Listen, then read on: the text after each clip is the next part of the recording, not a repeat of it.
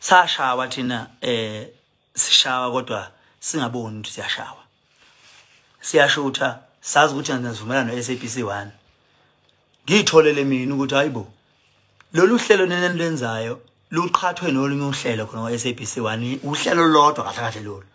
yabo uhlelo lakhe angazi noma ngizothi lwakho Legend uhlelo lwakhe kodwa nifihlelwe nina akanitshelile nini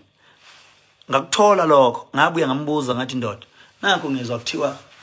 lapha na kwa-SABC kanti lolu hlelo lodwa libizwa ngeqhude maninginiki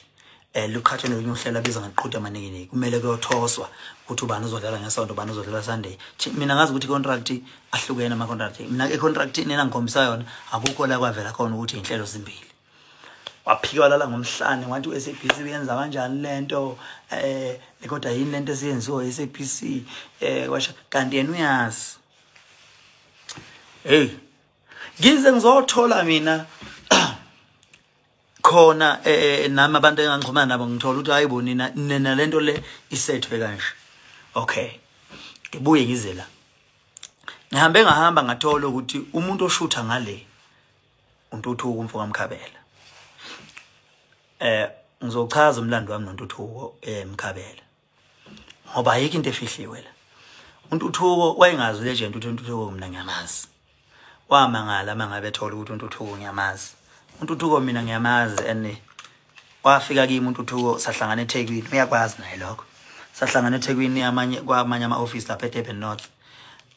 sahlala phansi wathi kimi uNtuthuko bafowethu ngiyawuthanda uMaskandi ngicela lempiyeni eniyenzayo emculweni ngicela ukuyishutha ngifake ku-TV ngathi mina uthini manje wathi impela ngicela ukuyishutha ngathi mina hayi ngathi uzoyishutha kanjani wathi nje mfowethu lokholodelana kweni yonke lento yabona nje lapha nikhona nje izinto nje ezinhle ezenza uMaskandi ngifuna ukuthi ngiyifake ukuze uMaskandi ube negama eliphezulu ngathi mina hey anginankinga nalonto weNtuthuko MfungamaKhabela ingenzeka anginayo inkinga kodwa kufuna sikhulume kabanzi wacela inamba yalomunye umfo wayenekwa yimina inamba le enduna wayenekwa yimina ngathi nansi inamba le yandoda hayi ahamba ukukhuluma nayo kodwa ke kuyomela sikhulume kuyomela sikhulume ngoba mina ngifuna uhambe ngiqhathaniswa ngiqhathaniseke nje ngiqhele kakhulu ukuthi ngaze ngiqhathaniswe hayi wavuma kwahamba ke sadukelana ke ngiyamangala mase sishutha lapho sengithi sengimbona shutha kwamcimi ngathi hawu uwela wandoda athi hawu yimi ngani wena wabaleka